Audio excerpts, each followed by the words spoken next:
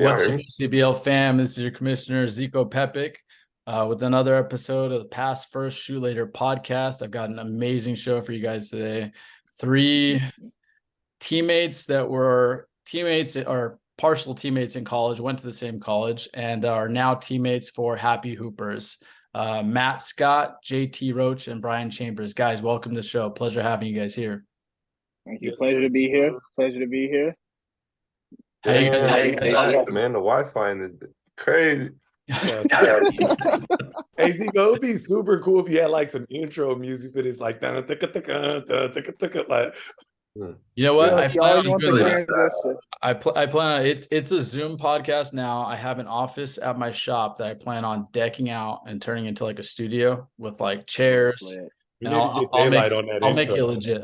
Daylight told me he won't come until I get that office set up. So man. Second he comes, he'll work on the intro. He'll do all of that. So we'll have fun.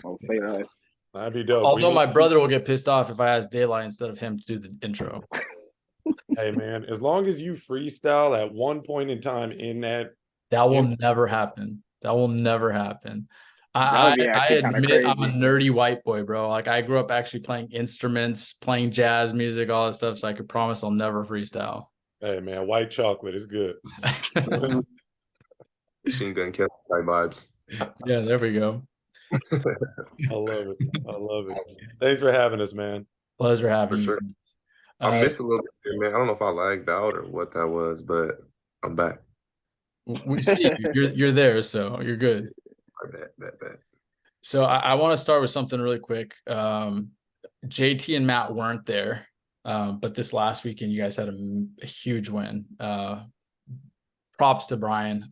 He had one of the best performances I've seen since this league started. I am a defensive-minded guy, a playmaker, and Brian absolutely dictated the entire game. Took the finals MVP and potential MVP candidate this season, Christian Clark, to the brink. I mean, Brian, you absolutely locked him down. Hey, how is he potential? 14 points in a game is Hold just on. nuts. Hold on. Zico, how is he potential? In 2 in 1 game. Well, he's been a Yes, I think Brian is potential potential. every season. So Brian has been potential. Of course. Okay. Listen. I'm one who has Let him finish, for Scotty. Brian since the first day he's came. Brian knows this too. Like the first night I saw 100%. Brian play, I was like, "Yo, he's the Drew Holiday of this league." Like, Hey. I was like, He did say that. that's the guy I like. I like old school defense. Brian is the Drew Holiday of this league. All right, I'm giving him his props for moving on. He knows it too. Since he was prior potential, now it's Brian's. Shut up, Scotty. You know what? Let my man finish what he was gonna say. Sorry. He has surpassed you as the MVP candidate on this team. I'll start with that. That didn't take a long time. You guys are 2-0. If you guys win out and get first or second seed, obviously I don't pick this. The players vote this. He will have my vote if you guys go back to the Happy Hoopers days of first seed and Brian is doing what he's doing. So if he's doing that offensively and he's doing that defensively, he's going to get my vote for sure. Don't say that, Zico, because we're just going to pass him the rock now. It's over. Don't do that. I'm going to need to drop 50 in a game to solidify it. Oh, God. My shot's just been falling, but we all know on this team, I'm the third option, man. JT come first, Scotty, you second, I'm third, man. Hey, I'm good with that. Sorry. Flipping. You feel me? I'll be third.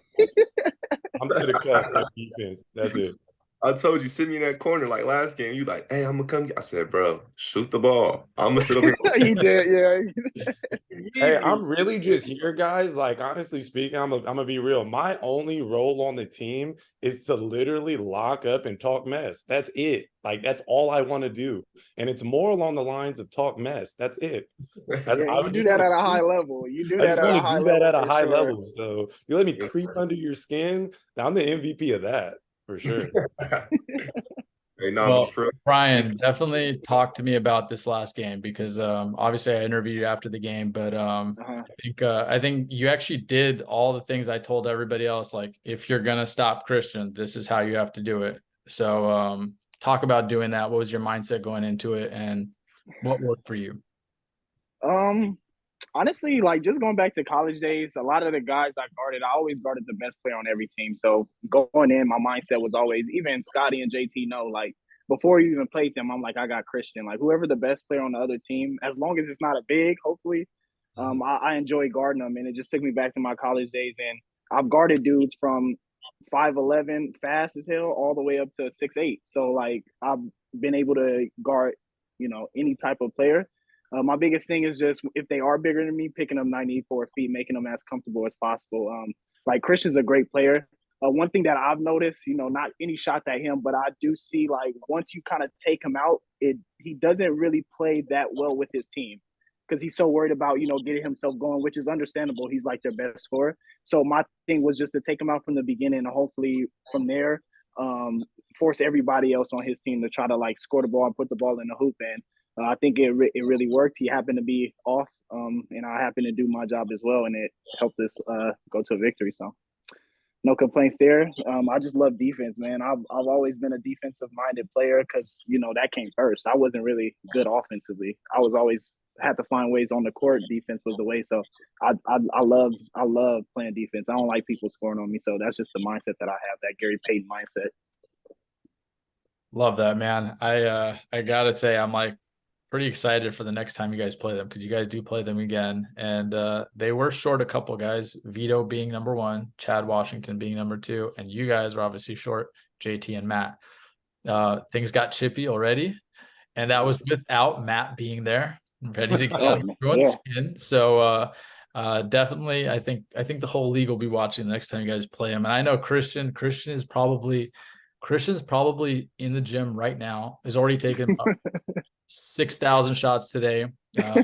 He's going to do everything he can. Watch, 100%. and it's on YouTube now. He's going to watch how you guard him. He's going to do everything he can to try and counter it. So I think that's a big game to watch next time. I like it. I love the challenge, man. I'm all for it. So you guys obviously all went to the same college, Concordia. I would love to hear about that. Who played with who, and then how long have you guys known each other? Well, me and JT played together my senior year. And so and that same year, Brian was coming in as a new recruit. So what's crazy is that we all were basically on the same team, but we all had like different roles. We all came from like different places. And from that it was really cool because we all ended up in the same dorm room, which was awesome. It was very weird. I was like Brian's first roommate, and I'll literally remember the time where Brian was like, this Brian that you see right now, like there wasn't none of this Brian. Like Brian didn't talk to nobody. All right. I literally give credit to his wife, the reason why he talks like this, because literally she probably opened him up a lot. Like when he first came in, he was all business at first. He was like, man, I'm trying to get in my work. I'm trying to get in the gym. And it was really cool because me and Jay. Let me add in real quick, Scotty. Let me add in something real quick. Yeah. Scotty changed a lot too. Let's just say that. This dude was really by himself. This man had his own dorm room, 2 beds connected together. The only person that had that. I was sharing with somebody else. Once B came, me and him kind of were like really close at that time. Yeah. Mm-hmm. It was the point I'd be like, hey, you can stay in my bed, and I'm gonna just go somewhere else. You feel me? Yeah. But where are you going, JT? Huh? Let's stay focused here. We know where he was going. And then eventually, I got to the point where like B really actually came to Concordia. Like he wasn't even going there at first. He was just coming to work out with us, checking us out, and the coaches seen him. We seen him. We're like, he was on Citrus team and just got picked up like mid-season. They're like, you just gonna just here, and then next year you're gonna play. So it was like super unique how that happened. Go ahead, Scotty. My bad. I just want to add that in. I thought that was pretty cool. Yeah. No, that was good. I was kind of like on my own. I was crazy, bro. I don't know what was wrong with me at that time. But what'd you say? You snored hella loud too. I grew out of that too, which was awesome. My wife is very thankful for that. So I could see a total Steve Urkel like vibe. From I know, right? Hey guys, I'm a nerd, man. I'm big time nerd. You know what I'm saying? Just a chill, mellow guy. Never harmed a fly. I was just super Oh, under the radar. And so, Scotty, I got a funny story about you though. what is the? Don't do this. No, Do it. Please do it. It's hoop related. Okay, So, okay. so in 2013, 2014, I happened to go to Fresno City, and we happened to play Sierra, Oh who yeah. Matt Scott was playing on that team. And I remember the scouting report. They were saying like this dude is getting looks from this. Like I remember they were saying all these schools coming to come in and watch you, and I'm like, this dude can't be good. Like this is probably trash. Like they probably just over gassing him. Like my coach just over preparing us. And I remember the first time playing Scotty, and I was just like, I had to guard him for a little bit, and I was like, this dude is strong as hell, like strong. Like I couldn't explain it. But then to fast forward, like to see that you ended up at Concordia and we ended up at the same spot, I was like, I just thought that was so crazy. Like I played against this dude in JUCO.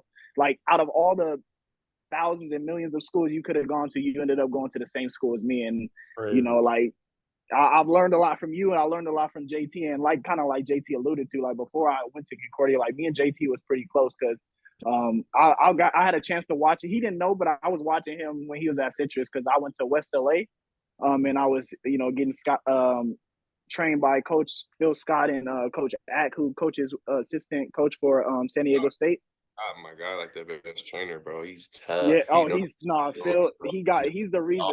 Like, I give him all credit to the type of player I am today because that whole year that I took off in order to train with them, he pushed my game so much. But I was watching JT and I was like, dang, this dude can really like score the ball.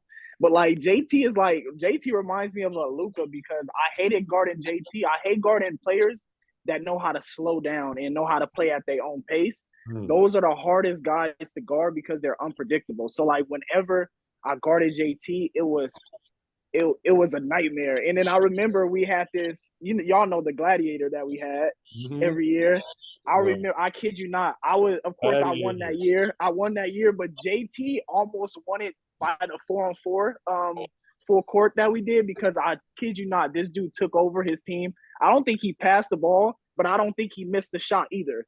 Like JT was hitting people with step backs, making people fall, playing defense. Like, and I was just like, this dude is like, I don't know. I couldn't explain it. Like just dudes that like JT who don't let people speed them up and play at their pace. Those are the type of players that I hate guarding because they're just unpredictable.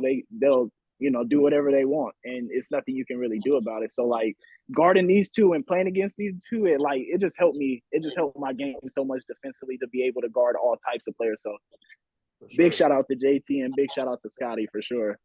I appreciate that, bro. And honestly, inversely, man, it goes the other way too. Like I tell people this as I was getting, at Concordia. We play really hard there. One thing I always hats off to that style of basketball. It really opened my eyes because you have to be able to play defense there. Like it's literally full court man to man. You gotta be in your guy's jersey the whole game, no matter who you are. Flying around, denying every pass. We're trapping every on ball. Like we played very aggressive defense. So we did that shit every day. So by the time you get into a game, think about it. I'm getting guarded by Scotty one year. Next year, I'm getting guarded by Brian. These are guys I have to deal with every day. So when you come into the game, you're kind of like, oh, I'm fake playing D. I'm about to bust your ass because B and them really jersey and bumping me and doing all this other shit. Like, and we had guys too. Like we had Justin Davis. He was strap guys. Man, Juddy, Juddy was different, man, and he had that breakout. Yeah, I mean, it's crazy to see how he really like elevated his game every single year. It was impressive. And he stepped up in big moments all the time. Another guy just on ball all game. Like he's a talk shit kind of guy. Cutting you off. I'm here. Nope, I'm here. That's just weak. So every day, like funny, man. Like, okay, I'm not worried about this little soft ass defense. Like you guys don't work like how we're doing it over here. So it's made the game so much easier. Like, if I'm a little bit open, it's like, oh, it's fine. Because in practice, I'm not ever a little bit open. So practice has got pretty intense, like all around. Like we just kind of help each other get better at all times. I thought that, I mean, me personally, every single day it was like I was trying to guard JT every single day. And it was like, every single time I know that we're going to go back up to the dorm and play 2K and come right back to the gym after practice, get up more shots, and we're going to be the first ones in there in the morning. You know, it was definitely fun, man. College was the best time of my life, honestly speaking. Same. Off top, definitely. Yeah. It was fun, man. It was fun. A lot of great guys. All my closest and best friends, I could say I met there at Concordia. Even some of my guys at Citrus that I'm still tapped in with. But definitely that time at Concordia was different, man. That camaraderie, like living with each other, eating with each other, like damn near being broke with each other, like all that shit really, shape us, man. Because you're not working. Like you're not working if you're trying to hoop. Like you're not working like that. We're like dialed in, you know, like so that like work life student balance like that everybody has. We don't really have it. It's more like just hoop school, like calf. Yeah. Hoop school calf. That's it. JT, I gotta ask you something since you had to go up against both of them. Who would you rather have guard you then, Matt or Brian? Which is the easier matchup? They're different defenders, but I'd have to say Scotty. No offense to Scotty, but just because Brian's so fucking fast, and like you'll beat him with a move, you're like, oh, Brian. And it's like, yeah, like where did you come from? It's just crazy. Like Scotty, the type he gonna rah you. He's gonna talk. So for me, I'm a talker too. So I'm like, oh, I'm about to bump your ass then if you want to talk. And he's stronger than me, so he's bumping me back and stuff. It's like, all right, bro, like chill out. You know what I mean? Dude, I don't mean to cut you off, man. I literally remember that one time that we did get into one and I messed your shoulder up, bro.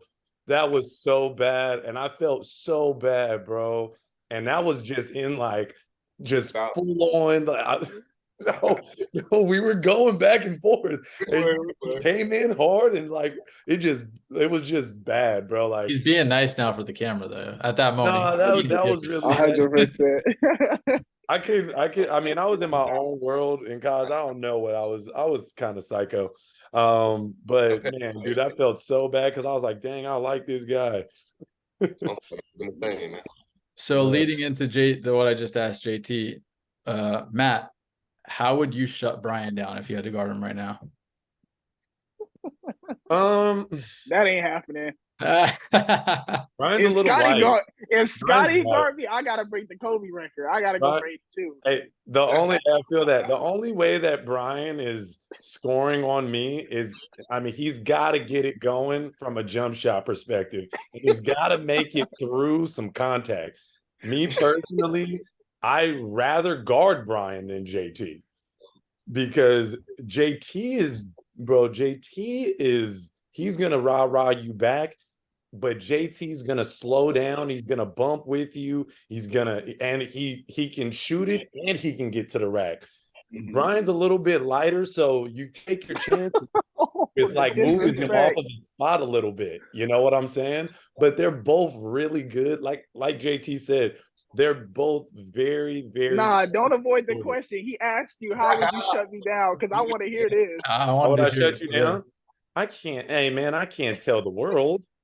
You're on my team. Hey, Brian, how are you shutting Matt down? Is looking at this. Brian, how are you shutting Matt down?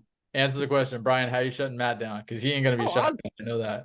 That's easy. Yeah, I'll let. That's what I do. I said. I was about to say, I'll let him shoot. The thing is, Scotty's not a bad shooter, but I prefer him shooting rather than attacking the basket. Attacking the basket is his strength. I'm doing the Kobe on Rondo defense on him, bro. 8 feet back, daring him, talking shit to him the whole time. Chucky. I don't like playing defense like that. I'm a smotherer. Like I would like I'm the type to get under Scotty just to let him know he's not doing anything. Like I'm not gonna just let him shoot. I'm gonna get in him, pause, and then but at the same time let him know that you're not doing anything easy around here.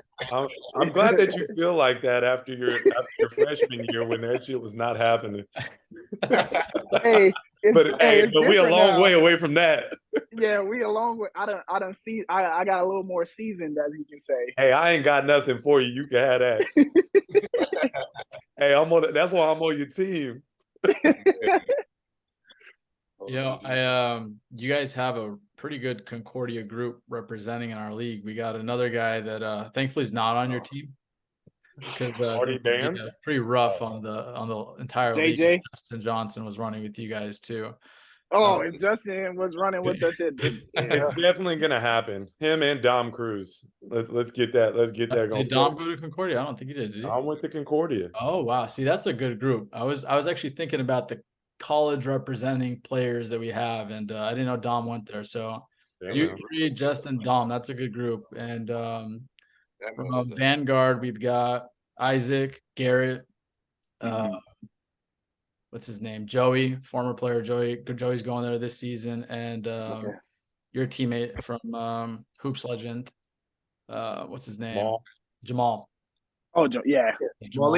Oh, there's one more. Oh, there's actually also Malik. Yeah. And, Speaking about that real quick, hey, congratulations to Jamal, man. He's been doing some big things in the community, and he just I believe that he just graduated. I saw a post about him and stuff like that he was posting. I don't know if it was his master's or what it was, but hey, shout out, bro, for that, because that's dope. Yeah, big shout out, Maul. He's good people. For sure. It's always been a good dude. Hey, you talk about a bruiser? Yeah. Man. And he's got dimes. Oh yeah, he for sure does. You know that in and out of his coming though. In fast break, he gonna hit you at the in and out. He gonna hit you with a spin move every time. Definitely on some Magic Johnson shit. Oh, yeah. So who wins that matchup then? Concordia versus Vanguard. Oh, I never lost to Vanguard. We never lost to Vanguard. Never lost to Vanguard. We used to run Vanguard ain't got no chance, except for that one game that they dunked on Ty. I wasn't there for that. That was a big one, junior year. Y'all both weren't there, but yeah, they wouldn't have done that to us. Yeah, that was crazy. That was crazy. One thing that I salute to them, but it just wasn't happening. That was like our preseason, like first game. Like, hey, we're playing Vanguard. It's the first time we get to play somebody. It's bad. We respect Vanguard though, because Vanguard is like big time, like crosstown, like rivalry, like back in the GSAC days, like when it was my junior year and we were both in the same like conference. That was a big game all the time, and it was loud, it was active, and it got competitive. So they had that Zach Allman, right? Zach Allman. Yeah, that's the one who did it. Yeah, and talking about that matchup too. Like I always love playing Vanguard because I like playing teams that have like the same style as us. Like they would trap off ball screens, and like because we go against it every day at practice, we already know what to do. Like so it just made it that much easier to score. But two, when playing there, like for some reason, they floor was always bouncy. Like like you can do it easy. Like Zico, you will be able to East Bay in that gym. Like that gym is so bouncy, it's so crazy, and then like it's just so the fans are right there. Yeah, it's like close knit, tight environment, so you could hear everything. You could just feel that energy for sure. In there, that gym's pretty dope though. It is. It is. I like. The thing is, they play with a high school basketball every time. That's the only thing I hate. You remember they would play with that light basketball. Yeah, they're on that NAIA, so it's like a little bit. Yeah, bro, I hated that ball. Yeah. So I actually went to IVC. I didn't play any further. I played 1 year at IVC, fractured my foot. So I didn't play any further than that. But we actually used to scrimmage against Concordia all the time. Coach was friends with your guys' coach over there at that time. And whenever Concordia guys came, they made sure to kick the living shit out of us. Our coach never yelled at us and embarrassed us more than when we were playing scrimmages against you guys. And you guys would full court press the entire time, which doesn't bother me. I would do it right back. But in the community college level, you get a lot of guys who are just lazy, a little lazier. They don't have that drive to go any further. And we had a few big guys like that. We're just getting roasted the entire time, getting blown by. Oh man, the Concordia guys were always tough. I actually love that style of basketball, and I'm not surprised seeing some of the guys coming out of it, especially Matt, especially Brian. I could absolutely see you guys full court pressing the entire time, looking for traps, getting those steals, driving every point guard crazy. So I had to live through some of it. 100%. That's funny you said that. Short story. I know JT was there. That I think that was the year when they was trying to decide whether you or Tad was gonna redshirt. Yeah, okay, that was my senior year. And you remember when we played UCSD and they didn't finish the game because they didn't have enough reserves because we were picking them up full court the whole time. Like we literally, their guards were exhausted. Like they didn't have no more anybody else they can bring in to scrimmage, so they like called the scrimmage off early because me, Tad, I think Juddy played that year too. Like we were picking them up full court, so like, and they couldn't do anything, couldn't get into any set. So I always think back at that, and like that was the funniest time because that's something I enjoy picking up 94 feet. So I just thought that was funny. It's crazy, man. I try to get, because I coach now, and I try to get my players to understand, like, what that looks like and what that entails. And they show it at times, and I'm like, you guys got to understand, like, what this does to other teams. Like, they were on guys. Nobody wants to get picked up full court. Nobody wants to not get the whole time wrapped on ball the whole game. Like, if you can really buy into that style, and I think we did a really good job at buying in and listening. Like, shout out to Coach Emmett. He was a genius. He is he's a basketball guru. Exactly. Like, he opened my eyes to basketball because, I played at Citrus, which Citrus commonly like matriculates to Concordia. We sent a lot of guys there because the styles are pretty similar. The head coach there was Chris Victor, who was a Concordia guy and in the record books there, NAIA champion. You know what I mean? Yeah. So it's like, it all fall in place. Like, they really teach you how to play basketball a different way, like how to make people uncomfortable, push points, guys out the middle, trapping guys, the 9 stuff. Like, it was crazy, man. They really opened my eyes to basketball being like a chess game. I'm so used to just like, I'm just gonna get a bucket. I'm gonna just guard my guy, guard him. You know what I mean? It's like, no, we're gonna guard it like this. It's a specific style we're gonna play, and we did a really good job of buying in on that. I love that you mentioned that. I know you and Matt both work with training. And I've seen a huge shift in basketball in general, especially from the younger kids. When we grew up, defense was first. You weren't always able to score, but if you play defense the entire game, you gave yourself a chance to win. And the defensive schemes that we worked on, the presses, everything we did, I see so much of that kind of go out the window today from a lot of trainers. Everything is, we're going to teach you these moves. I swear, when I was a kid, when I was in high school, if I did an Allen Iverson killer crossover, I'm sitting on the bench. Like, my coach was like, no, we're not doing that. We're going to move the ball. We're going to do this. And today it's completely different, and I coached AAU. I had a lot of trouble with a lot of parents at that time because they didn't like, the hard-nosed aspect that I tried to implement to their kids. They weren't ready for it at that time, and the kids just refused it. So what are the challenges for you guys today in trying to implement that back into the kids, since you guys understand that defensive aspect playing at Concordia? Yeah. I would say that the biggest thing for nowadays generations that makes it very difficult is that there's so much access to highlights, and there's a lot of access to culture stuff. There's a lot of access to the training field is very saturated. Really with a lot of guys that, you look at this call right now. All 3 of us that played together, we went from junior college to, from high school to junior college to university to having opportunities with playing pro. Me and Brian both had opportunities playing pro. We decided not to go and got married. He got married to his girl. I got married to my girl. Both of them went to Concordia. And then JT actually played pro, and went overseas and went on that.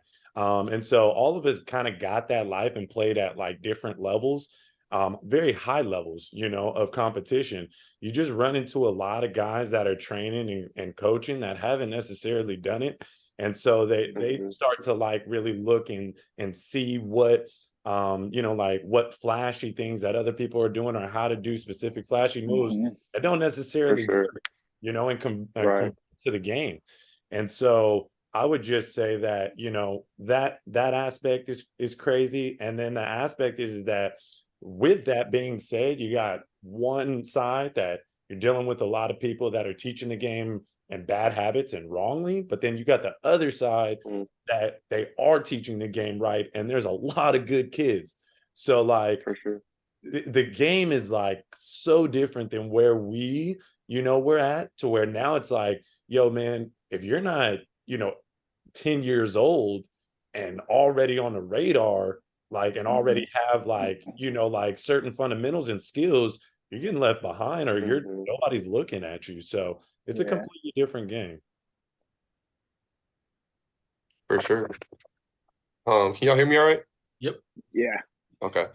I would just say, you know, on that's a great point for Scotty, what he just said, the generational like differences, right? Nowadays it's a lot of highlight culture. Guys wanna just be in their bag, right? They want to have moves, they want to have X, Y, and Z.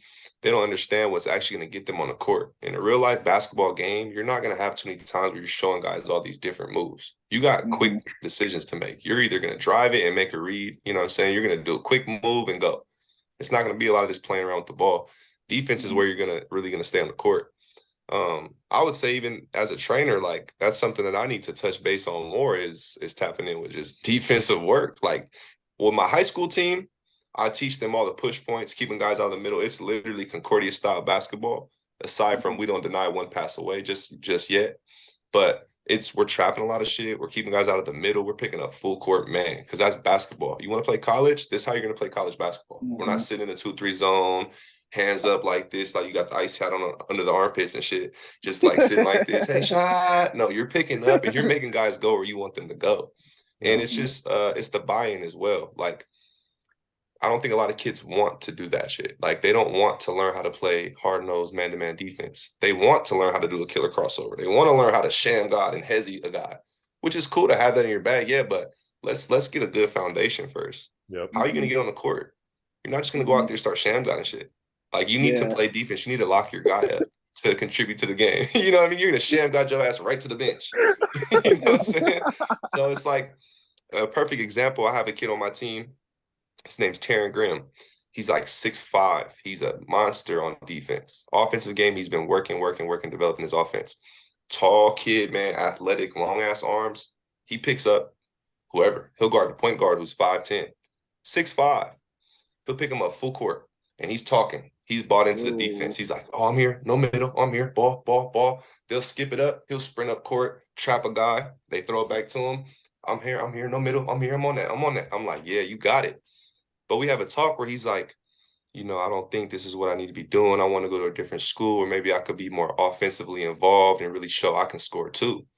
I'm like, nah, you don't get it. Like you're right there where a college coach wants to see that shit. Trust me. If a college coach walks into the gym, he sees a 6'5" kid picking up the point guard, guarding him full court, sprinting up, trapping the kid, and then jumping back to him, and you're talking the whole time. That's what he wants to see, bro. You can add offense to a lot of people's game. You can't add defense to everybody's game. That shit comes in from here.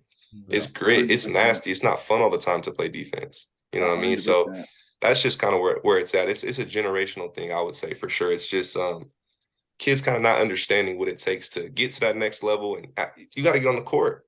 Yep. If you can't guard, you can't play. I'm sorry. Like you could shoot the ball, you could dribble and stuff. That's cool. But can you guard your guy? Can you win your matchup? It's that kind of thing, man. So I just think, like Scotty said, it's not enough knowledgeable people in the field that are expressing that to these kids. So, you know, they never get a chance at knowing that. So it's good to have guys like us that have been there that are able to share that knowledge. Absolutely. Brian, you got anything you want to add to that? Because I loved all of that. Oh no, man! I think they hit it right on the head. I just got into training a kid right now, and my biggest thing is just fundamentals. Like, I don't really care about because me myself, I don't really do flat. If you watch my game, I don't have like flashy crossovers. I don't hezzy people. Like I know how to hezzy, but I use it at the right times, like off of pick and rolls and when I got the big switched on me. Like I don't try to sit there and play around with guards. You know, like that's just not how my game is. Like my game is just I'm faster than you, and I'm gonna show you I'm faster than you. I'm gonna blow right by you. So that's just my game. But basically, what they said is like right on the head. I just feel like there's a lot of dudes a lot of trainers that see some trainers successful by teaching kids certain things, and they think, oh yeah, I'm gonna do that too. And I just think it's more of a dollar sign over kids' heads rather than the wellness of the kid and like where the kid can end up. I think they're just so worried about like, oh, I can get paid off this and I can like make them look good at the same time. And it's like kids are doing spin moves, picking up cones at the same time. It's like when does that ever translate into a game? Like that doesn't. You got to dodge a tennis ball thrown at your head. You got to dodge a tennis ball, pick up the cone, flip the cone over the water bottle, and do a twin the legs snapback. It's like, wait, what? Yeah, it's like the dodgeball shit. If you can dodge a ball, you can dodge a ring. Like, bruh.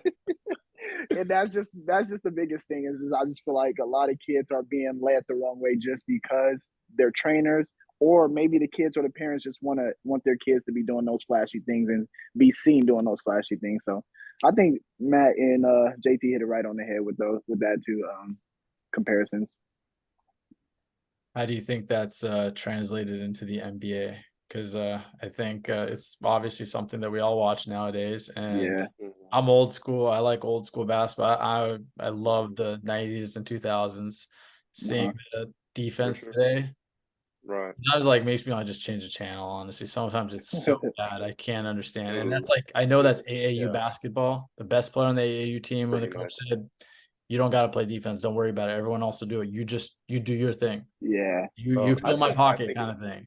it's more like highlight culture again, man. That's why I honestly prefer like watching NCAA because those guys play with a lot of Man. grit, man. Like they're trying to Yeah. get there, but it's the money variable in it too. Once guys get a bag, I think they kind of lose a little bit of the passion of the game, the love for the game, and it's Hmm. because it's not cute, it's not fun. Who has a defensive mixtape? You know what I mean? Who's out here watching Pat Bev and Drew Holiday's defensive mixtape? No, I'm not watching. I'm watching Kyrie and all these guys get Yeah. shit nasty. 100%. They're shooting 5 from 23 from the field, but those 5 that you made were nasty. Like it's like, come on, man. Like that's why Yeah. it's not fun to watch. That like NBA Yeah. is catered towards offense. It's entertainment. There's a Yeah. defensive 3 seconds in the key. Can't touch guys. They got the clear path foul, the transition take foul. It's catered to the highlights. It's entertainment more now than ever, which is Yeah. unfortunate because it does. It comes from the AAU. It kind of just bleeds into it, to the basketball culture, and it sucks because the kids watch that more than anything.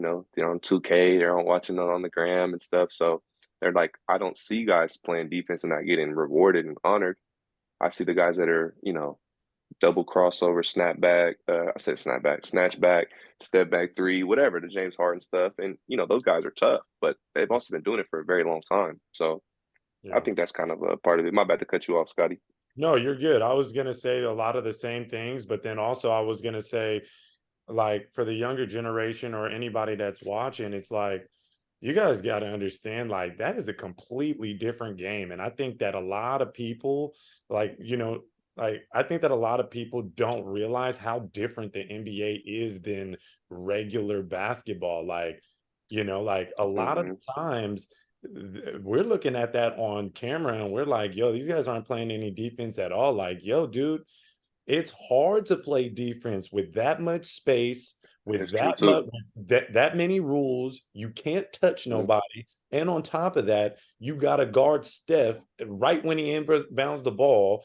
You know what I'm saying? Like, Mm-hmm. these are the best offensive players in the world, plus the rules that and the field that's catered to that offense. It's like, yo, dude, like the game that they're playing, you can't do that as a youngster because they playing 94 feet. You playing like Literally. 60. You know what I'm saying? I don't Yeah. know what high school regulation is, but even if you do I think it's anything, all 94, but it's fine. is it really? I think so. Might have to double check that, but it's definitely not 60, my 80, guy. 80 It's definitely something. not 60. It's definitely not 60. But it's Might be definitely about shorter though. 92, maybe. It's definitely shorter though. Yeah. But For I don't sure. know how much it is. I'm not, but I just know I that got the you. I get your NBA point. court is a lot bigger than, the courts that, high school kids play on. And at that point, like, there's a lot more space, and it's hard to play 100%. defense at that. So the perception is, okay, this guy's not playing defense, but really it's like, yo, dude, you're guarding KD and there's that much space in between you and KD for him to operate. True. So Mhm. just a different game. That's a fact. My brother is 13 years younger than me, 13 and a half years younger than me. And so we kind of grew up looking at two different types of basketball. And he hung around and watched Kobe play, because I RIP to watched the every GOAT, game. man. So he was a little kid sitting on my lap and hanging out with me in bed, watching every Kobe game. And so he likes Kobe, but he there's an aspect, and I see it with all the kids his age, where they think, no, the offense is just that much better today that even if someone was a good defender, you can't stop these players. And to an extent, sure, but I don't think they Right. had those rules that you were just talking about. For You sure. can't touch someone. sure. You can't put an arm bar in it. Imagine being able today for you both, Matt and Brian, to be able to put an arm bar and push some of those guys. We What have was happening 30 in to Utah? 45 point Brian games did do it. in our league right now. All Right. armbar. It was like, nigga, damn. Yeah, You that's said what I grew JUCO? up with, Yeah. We go arm bar. Yeah, I was gonna say that's sport. that's the Drew League. That's just the defense right there. So I'm just gonna be stronger than you. I'm just Yeah. stronger. Zico, you know what my favorite rule in college was before they took it away? 5-second counts. 5-second Oh, counts. I yes. used to They get took like that 5 away? of those. Yeah, I used to get Yep. like 5 of those. They a took game. that away? You'll Yep. only get it if they pick up the ball. But you remember they used to win if you were dribbling. They used to have Hell a yeah, I 5-second remember. count. I used to I get like definitely 5 of those a game. I used to love. I'd be on the wing just watching B. Same I'm here. like, hell yeah, Same B, here. get his ass. I'll be like, 1, 2, couple more seconds. Got it. Yeah, I missed the 5-second call. I So miss like, it too. yeah. I So miss like, They got rid of that. 5-second I calls didn't was even made. know I that, didn't know bro. they took that away. Yeah, I didn't they either. did. Yeah, they did. They took it away. That's trash. That's They won't got both the of those- ISO. Yeah, both of those were they want to put players on an island and make a play and make it more exciting. But I think it definitely took away from the game. This is why I appreciate guys 100%. like Brian, like Matt, as much as I do. When any defensive guy in the league, I'm always ready there to give them their shine because I know they're not going to get it any other way. Like Noah too, you know. Brandon Smitty, I love Smitty. He's guys who Oh, Smitty is, yeah. Bro, that dude will dunk everything. Yeah. Bro. My Bro, God. I seen him in the Drew, like just I don't know, highlights and stuff. But he plays with Miles and them and the twins, the Mitchell twins and stuff. So I would see him, but I never played against him. That was my first time playing against him. So I'm like, bro, what the hell are you? Like some type of superhero? This man there was one play where the ball just like bobbled around like tip, and then he just came up, grabbed it, like, chest at the rim and just yammed it. I'm like, hey bro, what's going on with him, bro? That boy over there looking like a happy hooper. Hey, trust me. Had I known if I would have done a little tampering with that too. I would have been like, hey, yo, Smitty. We've been on record for He's good friends with my brother. They've known each other since they were kids. So, you know, he agreed to play with my brother. I would have loved to pick up myself. He was on our Pros Vision team, and he was amazing in Pros Vision. I put him on every best opponent that I could, and guy played amazing. Took us all the way to the finals. You know, we fell a little short against Sean Marshall, but you know, had Matt maybe shown up and I had 2 defenders I could throw at him, but you know, Matt kind of bailed on us this season. So man, sorry, dude. It's okay. Sorry, dude. I guess the secret's out now. We've been on the record for tampering, I guess. So if you good, we want you too. Justin and Brandon Smitty, huh? Yeah. Hey, JJ, if you hear this, man. I know, right? That's the day. You know what, though? Right now. Hey, you know what, man, shout out to that man, JJ, bro. Like, I don't know if everybody got to see JJ when he was really like he's still really like that. But JJ is so fucking good. Like JJ, shout out to him because he really helped me take my game to the next level. Before I went to Germany, bro, I was in the gym with him every day, 5:30, 6 a.m., whatever. And he was just training me, just teaching me small things because I thought our games were kind of similar. Because like B said, the pace thing, like watching him playing with him in all these different leagues, like, bro, he just never let people speed him up. And it just looks like he's just like cruising. And the next thing you know, he's just like, oh, layup. Like, how the hell you get a layup at half 5? Yeah. Huh? Next thing you know, he got 45. He missed like 2 shots. Like you guard him. You just every time he shoot, you just like, don't go in. It'll rim out. You are guarding him so hard, and he still has 25. It's like, he's just like, bro, come on, bro. Are you sweating, bro? Like, are you trying? Like, what's I've been guarding him. Hey, a lot of people don't know too. NAIA National Player of the Year, man. Salute to that man. National Player of the Year, NAIA. I've been guarding him for literally the last 10 years in other leagues. And I had one game where I held him against under 20. And that's an accomplishment. Yeah, like the ref was like, bro, I just took the ball out of his hands. Like anytime he didn't have the ball, I was like, you're not gonna get it. And I didn't say a word to him either. I didn't look him in the eye. I was like, I'm not don't say nothing. off. Don't stir the pot. Yeah, don't didn't say a word. I wish somebody would have told me that. Yeah, no, you don't do that. That's the game you shut up, man. That's the game you shut up. You leave JJ alone. You leave him alone. Yeah. Hey, all compliments. Hey, y'all know, and he know. Yeah. The next time I played him, though, next time I played him, he dropped over 40 on me. Like with the easiest one. I think he missed one shot out of everything he took, too. Just effortless. And there's nothing you could do. You Scotty, remember that got me gamed last season. That got me gamed at the top of the key. He hit one right in my face. I was like, nah, man. Bro, I'm telling you.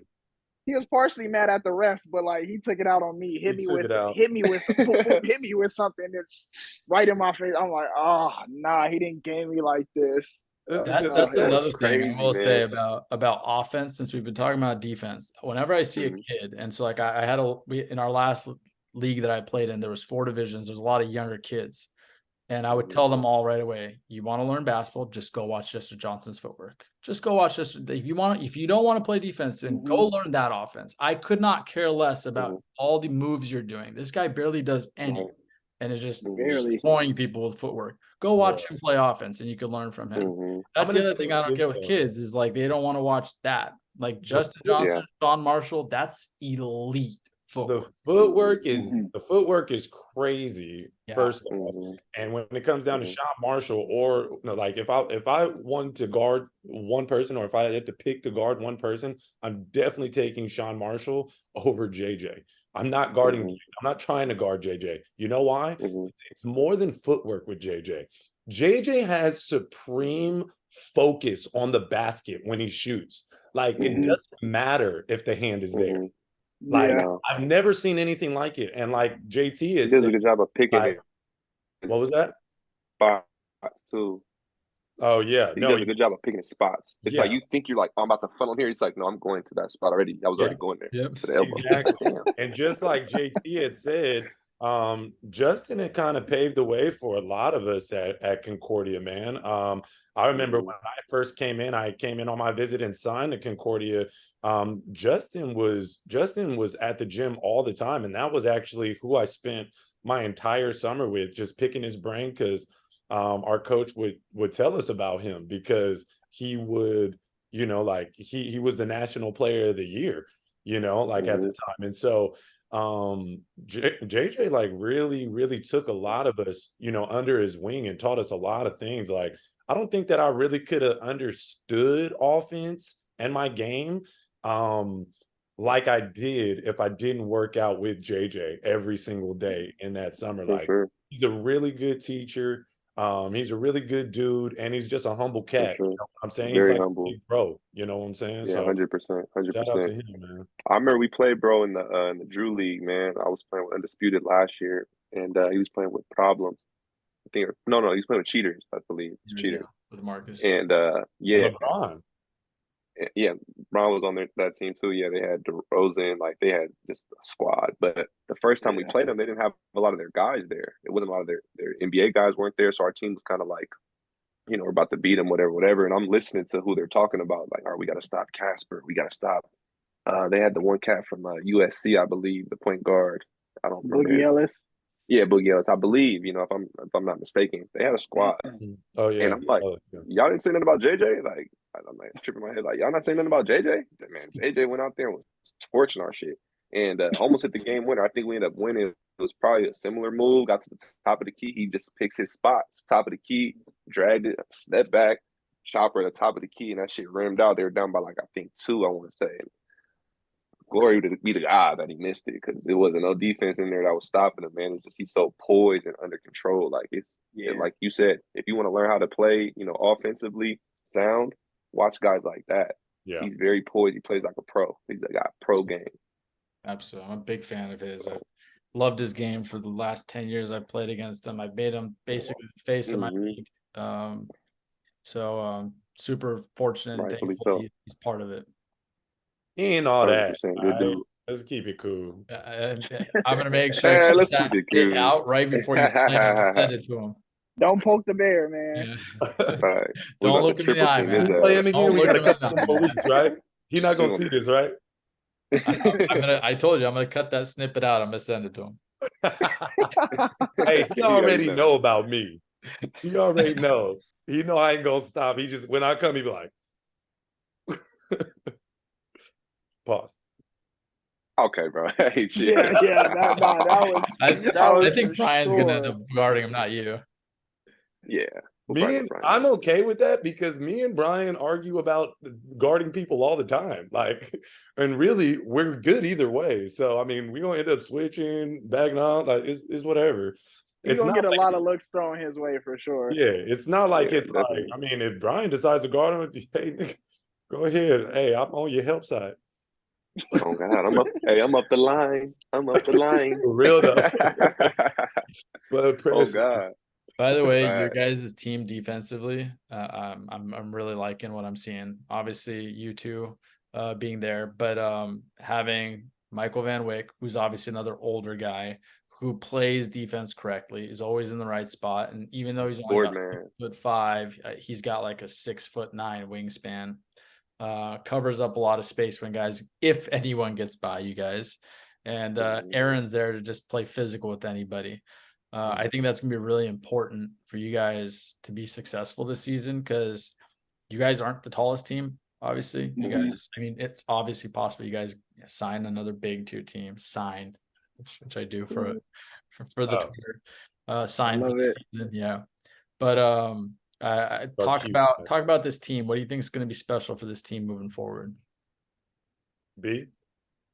What I honestly, I just think us as just playing together as a unit. I feel like last season we kind of got away from that, and we were, like I kind of alluded to previously, we kind of just would take teams lightly and think. And obviously, in my opinion, we were the better team, but we was kind of arrogant with that. But I think this year we're giving everybody their respect, but at the same time understanding and knowing that each of us have a role, and I think each of us are playing that role to a T.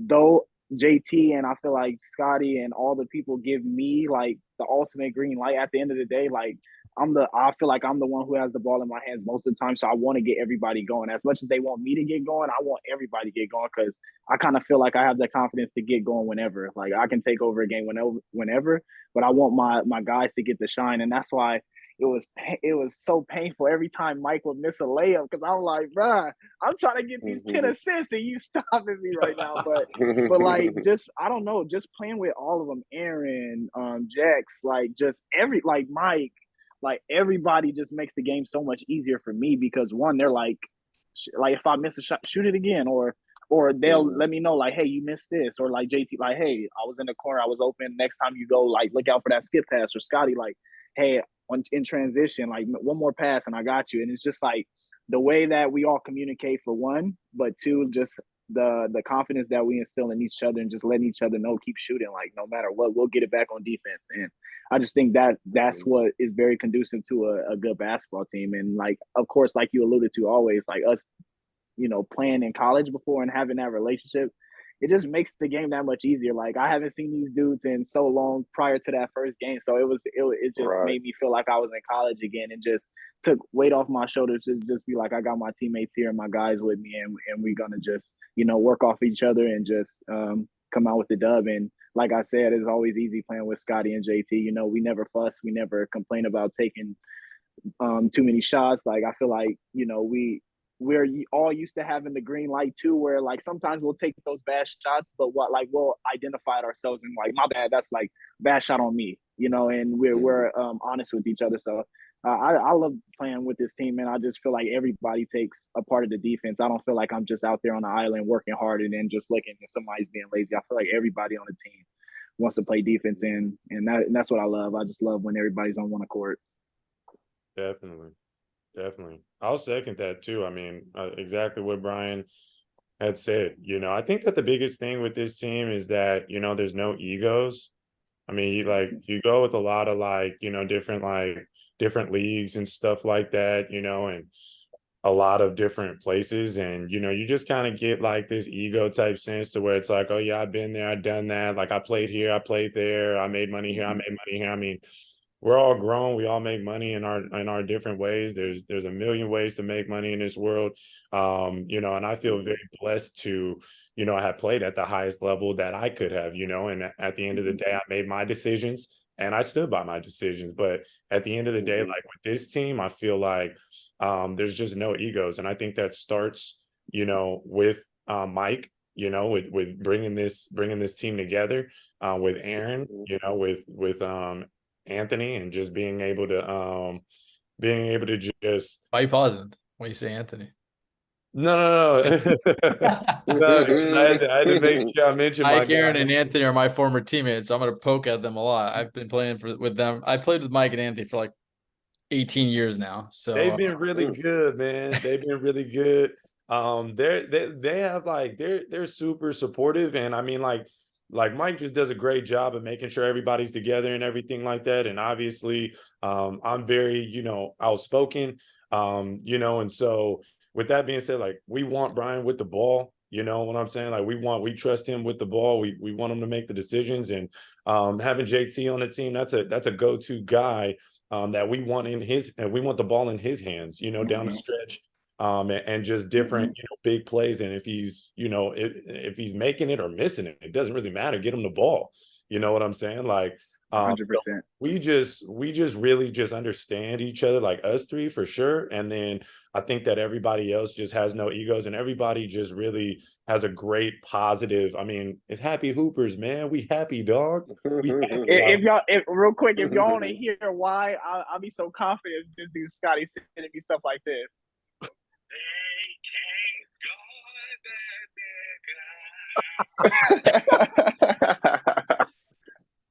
That was after our first game, man.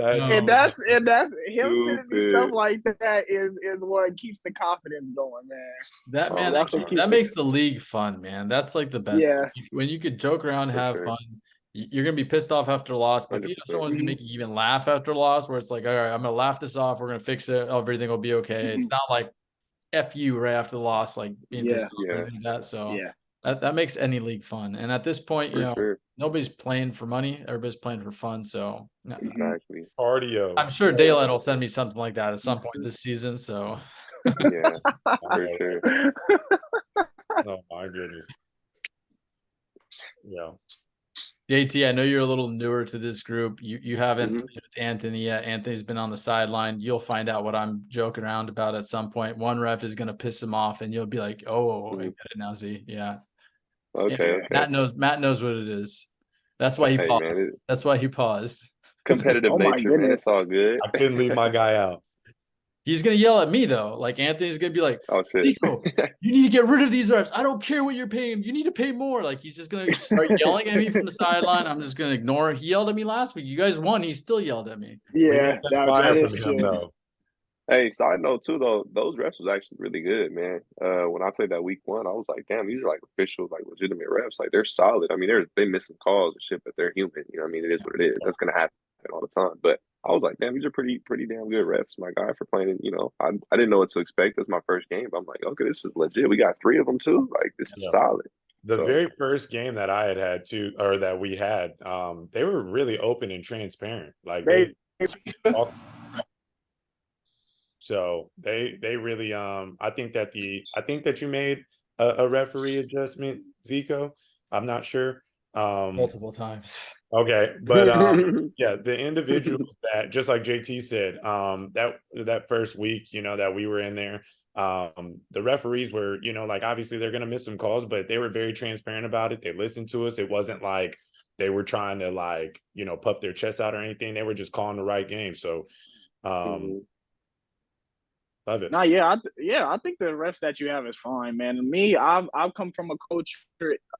First off, my high school coach is the one who coaches Tough Fades, who coaches Frank Nitty in them in the Drew this year, Coach Francis, and like we would practice no fouls, no out of bounds. Like we would throw each other to the ground to get the ball. So like fouls never like, of course, who doesn't want fouls as free points at the end of the day? But at the same time, like I don't sit there and cry like that's a foul. Like it's I'm used to it already. But at the same time, what I want to say is like having JT and having Anthony in 2 opposite corners is like a dream for me. I can't wait for that. Real. It's a dream for me. Yeah, that's how I be feeling like on our team, man. Like with the camaraderie and just everybody having fun. Like it's really dope, man. That's the main thing for me now playing. Is like I want to play with a group that wants to have fun and we're all 100%. on the same page. Like I'm not really giving a fuck about like how many I average or what do I score. I'm like, bro, I don't care. I'm just in here hooping. Like, you want me to get a bucket? Give me the ball. You want me to get out the way? I'll get out the way. Like, I don't care. Let's just hoop, bro. This shit's fun playing with guys that are like-minded. Obviously, we have background to get and everything too. So it's fun, man. I like it. I like that group. That first game, I was like, okay, this is solid. This is gonna be fun. Like, cool. Nobody like, damn, bro, pass me the ball. Like, because that's not English. Like, pipe down. Those are definitely the funnest teams. My team's a little bit of a work in progress. We're a bunch of new guys playing together, trying to figure it out. There were some of those conversations But sometimes those teams come together really well. So I'll see if I can make it all work. Wait, hold sure. on, bro. You're not gonna get away and skate with that, JT. JT is fake, What? bro. I'm about to call this out right now, bro. I see Go it on ahead. Instagram. You over here talking about the refs, and you put a referee on the ground. And Oh, you for sure did. I remember but- that, bro. You did Hey, not but have that to wasn't a respect that ref. no. Okay, let me tell you what happened though. Let me at least defend myself real quick. That wasn't an OC basketball league ref, first and Oh foremost. yeah, no, it wasn't. Secondly, look, this is just like a random league I was playing in Victorville, and I wasn't even, I was arguing with the ref over somebody on my team who got hurt, bro. Like he went to do a layup, guy slid under him, fell, sprained his ankle. I think he actually fractured his ankle, and it was a no call. So I'm like, hey man, like what the hell is that? Like, you know what I mean? Like you have to call that, bro. That's a foul. It's not a foul. It would happen when he was on the ground or somewhere, like when he was coming down. I'm like, so if a guy jumps in the air on his way down, I could just push him or RKO him or whatever I want to do because he already shot the ball. No, you have to let him land still. Yep. There's a landing space, right? So he got mad at me about that, saying I don't know what I'm talking about. And I was explaining to him that I do indeed know what I'm talking about. I've been playing basketball for a long time. And we're going back and forth. But during the game, though, bro, he's like, that's why your man's busting your ass. That's why your man's doing this. And that's why I'm like, bro, are you kidding me? I'm like 40 points. Like, I don't care. Like, what are you talking about? Like, we're winning by a dub. Like, stop talking to me. And he's like saying I'm trash and all this and that. The ref. So then after the game, I heard him tell other guys, like, yeah, he just kept complaining. He doesn't know what he's talking about. I was like, bro, you don't know basketball. You don't know hoop. It's fine. Like, you're not a hooper. It's cool. What? He jumped up. What? I'm not a hooper? We can play one-on-one right now. I was like, let's go. I was like, you want to play ones? I was like, you want to play? I was like, you want to play for some bread or you want to just play for fun? Just let me know. He's like, no, we can just play. We just play. I was like, all right. So we check. I'm like, let's go right now before I take my shoes off. Check the ball up. I'm like, and I'm holding. He guard me. I'm like, what we doing? 3 dribbles, 2 dribbles. What are we doing? 3. He's like, come on, man, let's just play. I was like, I'm not playing unlimited dribbles one-on-one. I don't have time for this shit. We can play 3 dribbles or what you want to do. And then the rest was history, man. You seen some of it on there. My boy I was with just started filming. I didn't even notice he was filming, bro, because I was talking. But towards the end, I started seeing he was filming. I was like, oh, this is gonna be funny as hell to watch, bro. Funny, man. I haven't seen it yet. I gotta see. You guys gotta send me that. I want to see it. It's pretty funny, man. It's pretty funny because I'll send it to you for tag sure. OCBL and then I'll just post it on. Oh, with all yeah. the refs. I'll share it with all the refs. You follow our Instagram too. Tag all the refs in that, bro. Matter of fact, I'm gonna give you the culprit right now, bro. Y'all gonna find him. His tag name is JT. That's a J with a T. Roach, ROACH, and the number 10. All right, that's what we're gonna be on. All right, JT Roach, go ahead and check out his Instagram. He is the referee slayer. All right. Bro, that was so funny, bro. It was so funny. My team, because I didn't play all the time. I probably played like 2 or 3 games, and they're just like, bro, he didn't give us any calls for the rest of the year. I'm like, my bad, man. Like, my fault. Dang. That's funny. It was pretty funny though. That was a funny random like Thursday night after work. That's what you do after work. You just take it all out on the refs. That's crazy. I guess so. Hey, well deserved though, man. That's all funny. right, fellas. So I'm gonna do one more thing before we end this. I do this with everybody who comes on the show. I want your top 10 NBA players of all time. And this doesn't have to be the best all time. This could be your favorite, like whatever you want to do it is totally right this shit down. In specific order.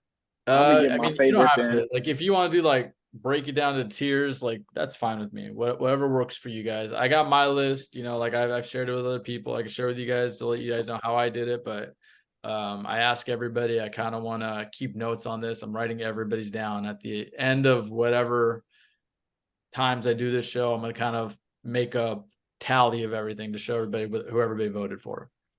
Okay.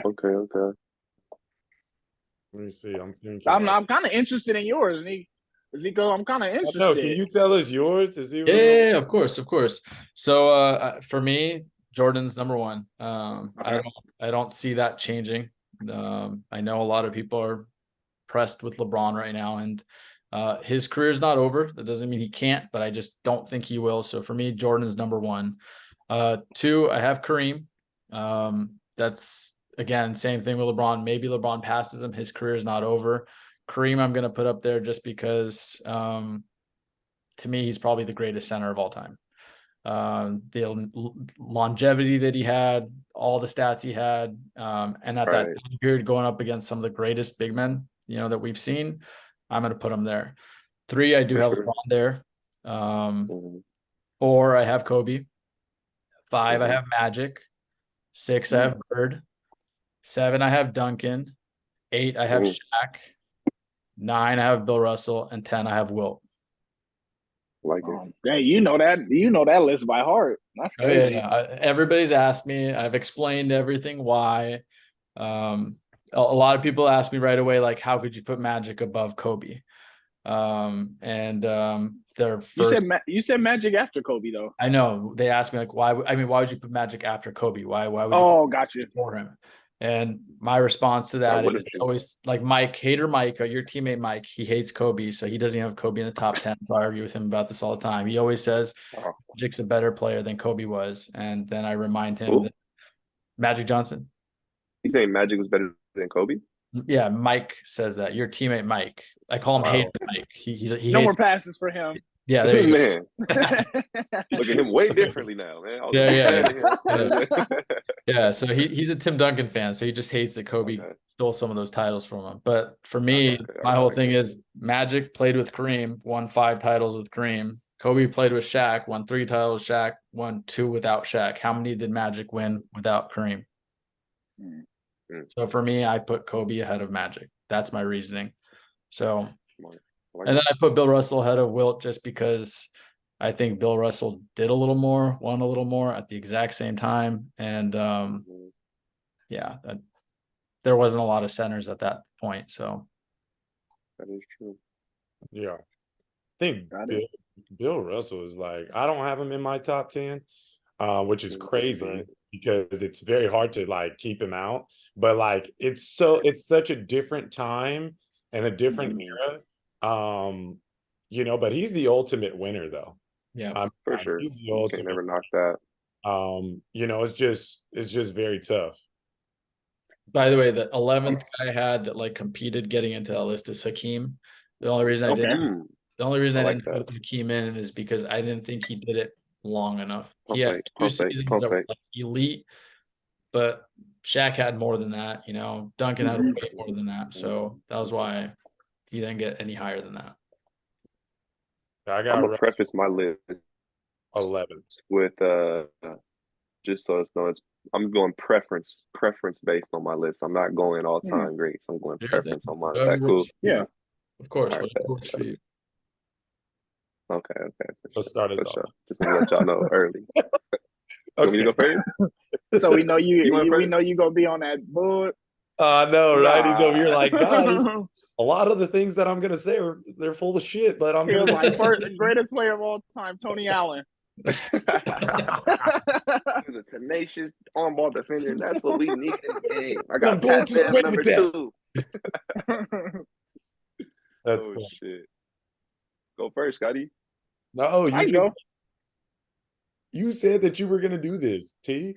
I was just letting you. I'll go. Brian's ready. So I don't have like a top 10 of all time because I feel like I haven't watched the NBA enough. I've never really been an NBA fan. I'm more of a college fan, like JT talked about. But I do have a top 3. Like you go to any sports, there's a podium and there's only 3 spots on it. So those are the only spots I look at. For me personally, LeBron is the best player of all time, but I can easily see why people would argue Mike, or I can easily see why people will argue Kobe. I just think everybody in the world look at the game differently. I wish people see it that way and not be so one-sided and say, no, this is why he's the best player, blah, blah, blah. We all like different traits for players. So for me, LeBron is the best player. I just think what he can do outside of scoring the ball is what makes him so special. I've always been a pass-first guy. And I just love how he's a pass-first guy, even though he can score when he wants. And that's what I love about. And then I have MJ 2, and then I have Kobe 3. And I just think those are the top 3 players, in my opinion. Of course, there are guards, but that's just what I prefer. But when we go top 10, I have top 10 like favorite players like that I enjoy watching of all time. So first is for sure I'm hurt that his career was cut short, but Brandon Roy is my favorite player of all time. Solid. Good pick. Him and Kobe used to go back and forth. Like B. Roy was I love Brandon Roy. I loved his game so much, and I just feel like he was one of those players. How a lot of people, I'm sure he was feeling some type of way like towards Kobe in terms of like had that initial like, oh man, I got Kobe tonight. But I just feel like out of all the players that Kobe went against, he was one of those people that like looked for the challenge. He like, oh, I got Kobe tonight for sure. So him, 1. 2 is Russell Westbrook. He's my favorite point guard of all time. I know he hasn't really been the player he's been in the past, but I would say if you watch my game in terms of like how I play with energy, how I play with tenacity, how when we in the 4 squares, like I don't care, I don't have friends.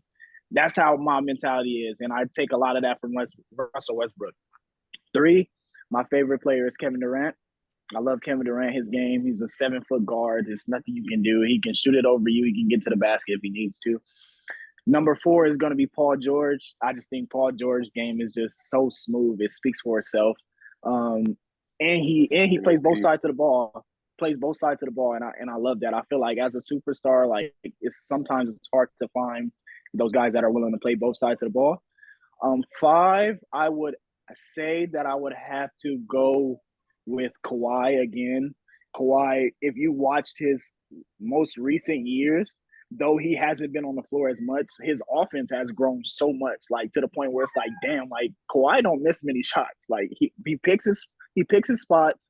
Most of the time, you know, it's that damn elbow, or you know, it's the top of the key, and he drills it every time. And it's just, and then at the end of the day, he's like, I got the best player, and I love that. That's the mentality that I like. 6, I would have to go with Shy. Shy is like probably one of the smoothest players I've ever seen. He's another one of those players that don't let people speed him up. He takes his time with everything. Like he just gets to his spots. 7, I would say Kyrie. Kyrie's offense speaks for itself. Get to any spot he wants. Probably, in my opinion, the best finisher for a point guard. And yeah, I just think around the basket, he's just filthy. 8, I would say, trying to think, 8, I would probably say Jason Tatum. Jason Tatum is a lot. I kind of like dudes that were mentored by Kobe, just because you can see it in their game, and they arise to that occasion, they arise to that challenge. And JT is another person or another player that's like he don't care who you are. He won't smoke with everybody, and he feels he's the best player on the court, as he should. And I just love the way he plays. He just plays with so much energy. Number 9, I would have to say.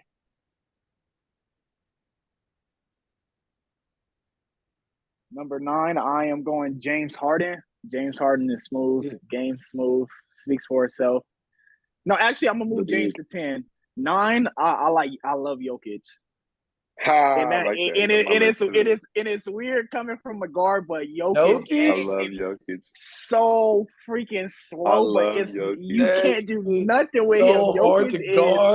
Jokic finishes everything. He can shoot the ball. He can facilitate.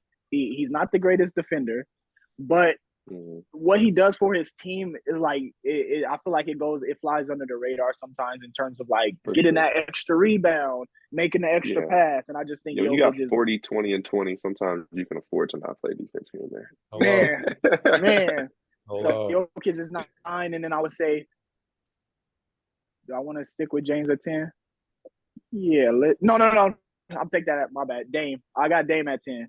I like it a lot. And those are people that I just like. Well, I enjoy watching. I feel like I can take at least something from their game. Not saying that I can mirror them 100%, but those are some people I can mirror. And then the last person that I hate, I think the worst player in the NBA who robbed the Utah Jazz of their money is Rudy Gobert. He's terrible. And anybody that knows me knows how much I hate Rudy Gobert with a passion. He's freaking terrible. He has no highlight tape.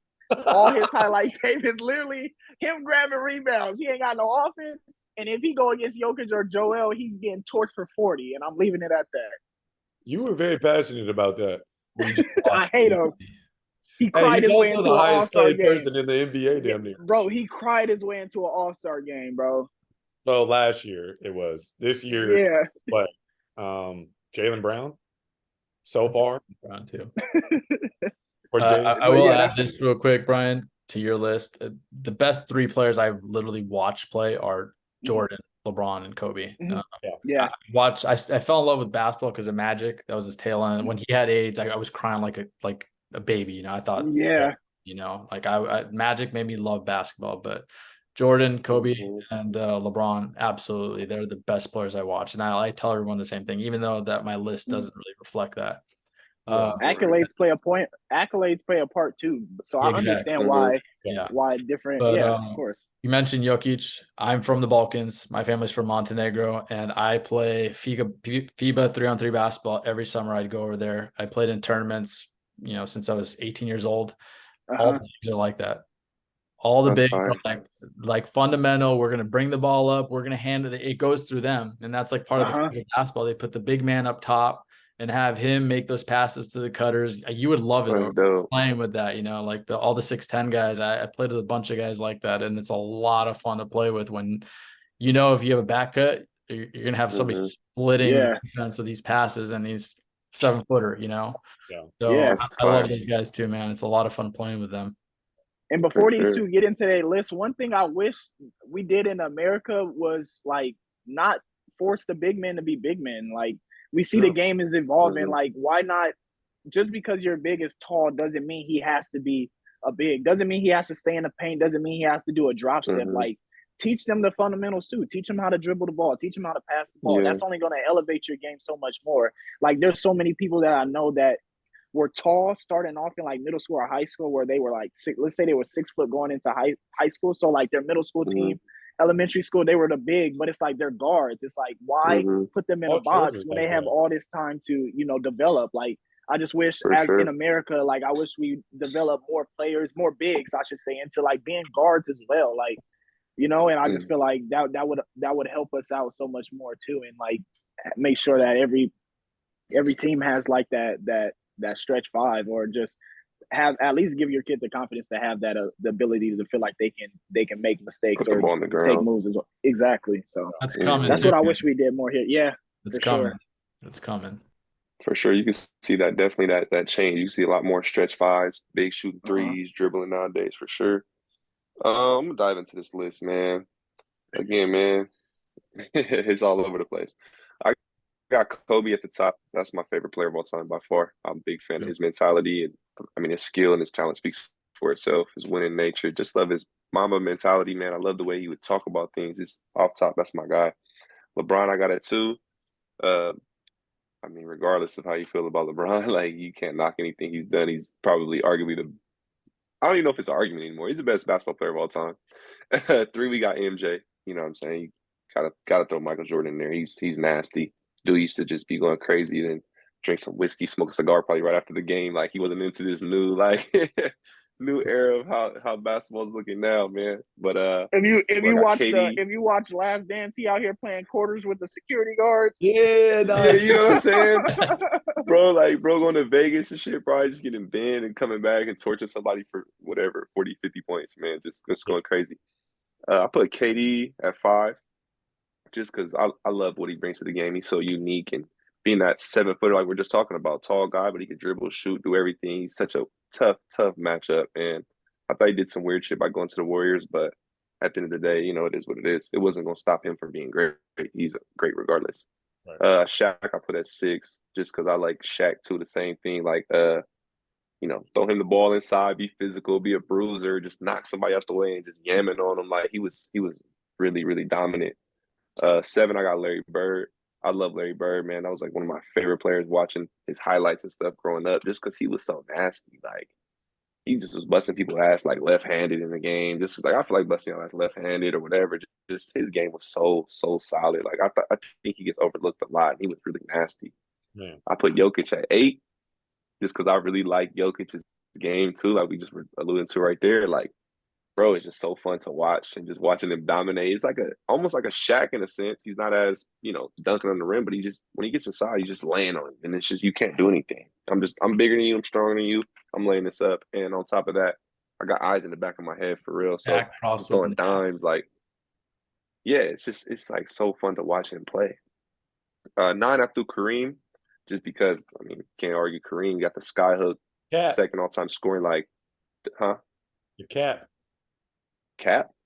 Yeah, the cap. Oh, the cap. I thought you said cap. I was like, Oh, it's no. not cap. You can't guard the skyhook, bro. It's like a He's like, science, nah, nigga. proven fact. Like, can't guard the skyhook, man. When he released that bitch up here. And then 10, I put Timmy D, man. Tim Duncan, man. I really like Tim Duncan's game too, because he was a guy that's like, I'm not super athletic or anything like that. I'm super fundamental though, and I'm gonna show you that I can still get it done. Mr. Yes, Fundamental, sir. and just bust your ass with that right hand shot on the wrong side off the glass, like just torching guys. So, you know, it's a weird list. It's kind of everywhere. I have a lot of players that I like watching that didn't make the list, like, you know, AI, Kyrie, T Mac. I said Steph, right? I don't know if I skipped number 4. Steph was my number 4. You skipped Steph.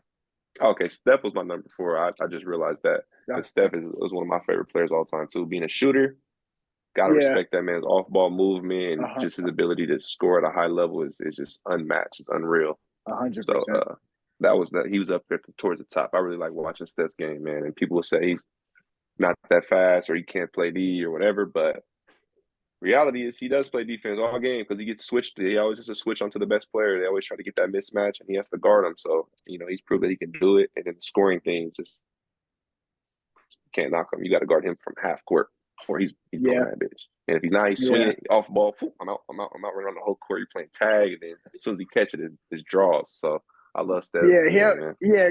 Guarding Steph was like guarding you. Remember, we had Cager, and I had to chase you off 5 God, This dude JT will figure 8 in between screens, running off screens, always. And I had to chase this dude. That is the most frustrating thing I've ever had to do, because I just like guarding people on the ball. Yeah, them 80 I'm terrible. Oh, pop to the wing. I'm back on a triple screen, man. It was out of there. So keep doing until you get open. I know.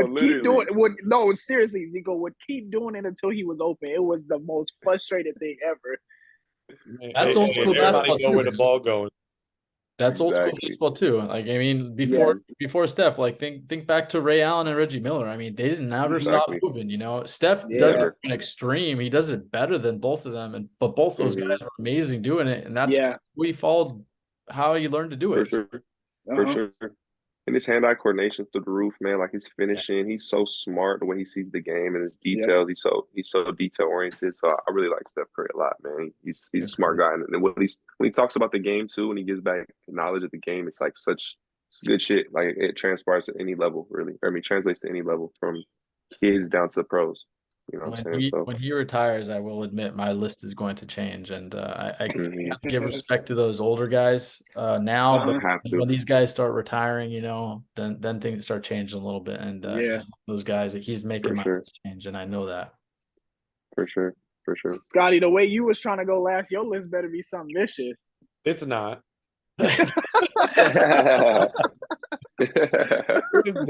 Mine is like kind of JT's. It was like as soon as I heard Brian's like, all right, top 3, and then whatever the hell I want, I heard Russell Westbrook. I was like, hell nah.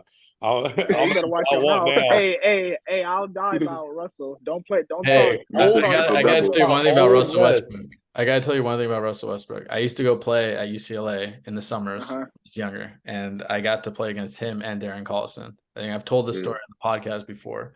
And this is before Russell's kind of his shoulders grew out. This is when he was like skinny, you know. This was his first year. And Darren Collison worked me. My buddies were like, "You're guarding him." I was the defensive guy. You're guarding him. Darren Collison destroyed my life, bro. Like I've never been more embarrassed, like ever playing basketball. Like I was a track star. I did all that stuff, but like I could not stay in front of this dude. So I told them I'd rather guard Russ. And Russ was a jerk, bro. Like the second I started guarding him, like he wasn't even that good yet. He was good, but he wasn't great. First thing he starts yelling, mouse in the house, like straight to the post, elbows me like 5-6 times. I stripped the ball from him a few times and he starts getting mad. Bro, I swear he wanted to fight me the entire time. He just was treating me like shit. I didn't say a word. It was the same thing. I'm not even gonna look at him. I'm not gonna say anything. I'm just gonna defense. Shut up. The dude bullied me so much to the point of like I never liked him. Russell is not for everybody. He's not for everybody at all. I respect him because I love his effort. Like I never liked him because of it. I like Russ. I just like old Russ. Yeah, And I don't like the simmered down Russ, like and how they paint the narrative over him right now. But I like Russ. I like old Russ though. I wish old Russ was back. I liked it when he was running the show. He was doing everything, and like it was like whatever, make whatever mistakes you want. I'm Mr. Triple Double. I like that Russ. Literally. He and JT was going back and forth on that. I tried to clarify that real fast, T. Uh, because we had a conversation back in the day. But anyway. Oh yeah, we were there. Well, Yeah, we did. okay, guys, my list. I was riding with Russ. I was riding with him. I know you really were. My boy. list has to do with like who was most inspirational for me. And just how I view the game kind of. I don't Tony when Allen. Huh? Tony Allen. I don't think Tony made anyone's list. I know, I'm joking. He's not even on his own list for real. Oh man. Yo, so a lot of mine have to do with like who I watched, like constantly. I didn't watch a whole lot of big men like that, and I I said, I think it's a different era and stuff. So my first has to do with just the most skillful player I feel has ever played this game, which is Kobe Bean Bryant.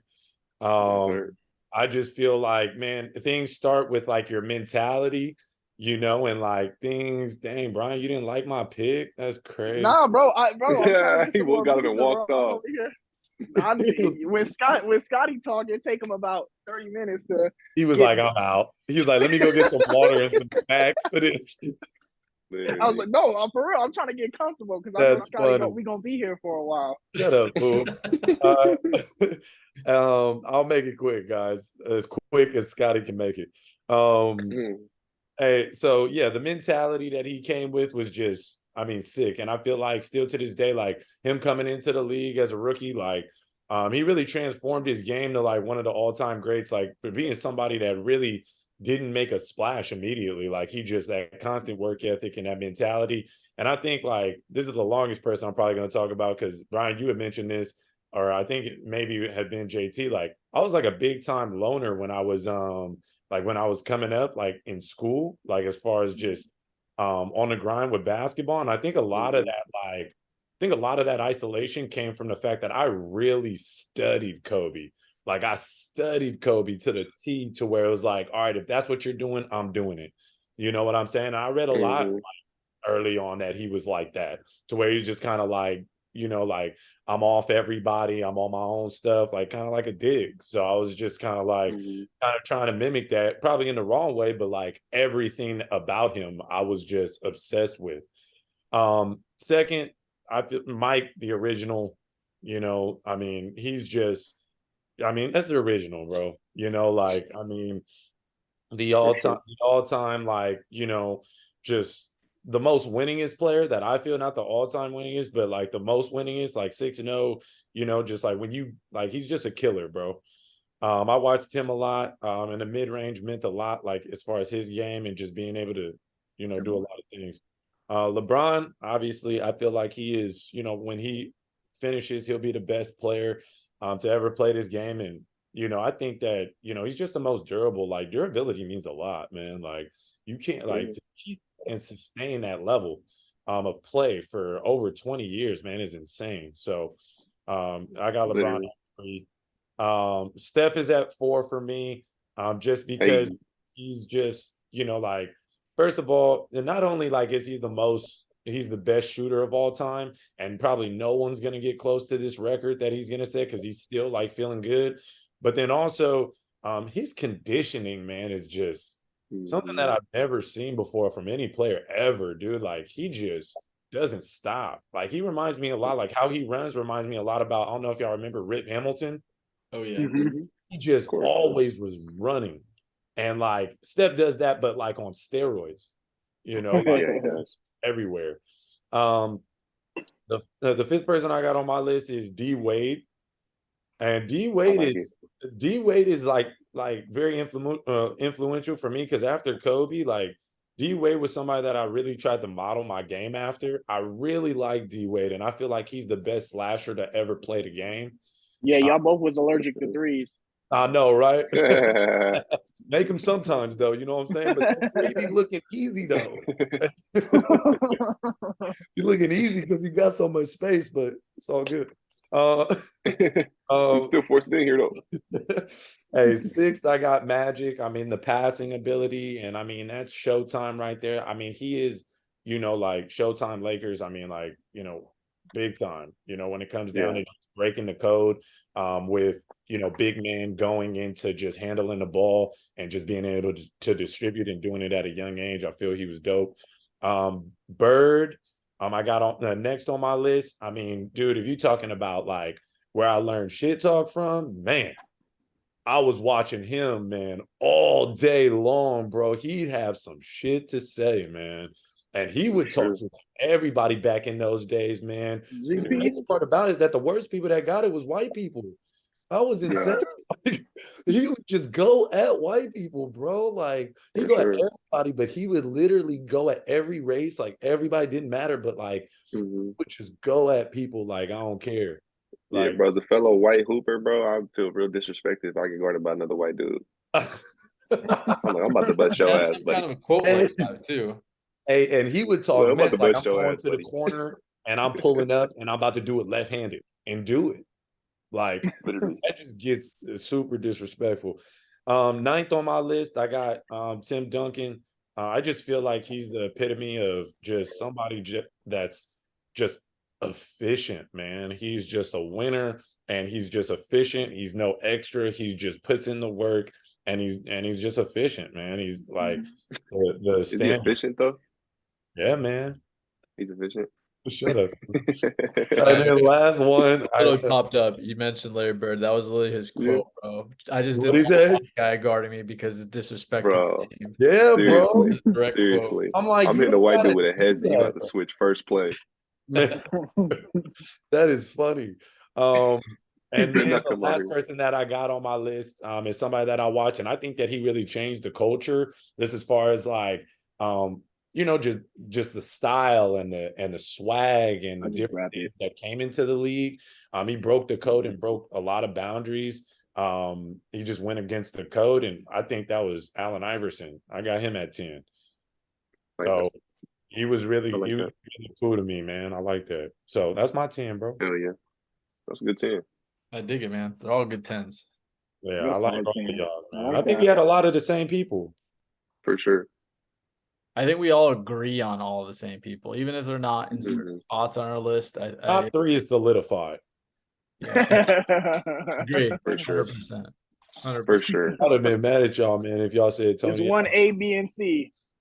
Yeah, for Literally. real. You can put it in any order. Yeah, you just got to talk to your teammate though. Anthony's in the same boat. Anthony and Mike don't even have him in the top 10. They're Kobe haters. Oh yeah, I'm serious. See, this is how I'm gonna like get into your guys when I play against you guys. I'm just gonna point out that those two guys are Kobe haters, and it'll just destroy happy hoopers.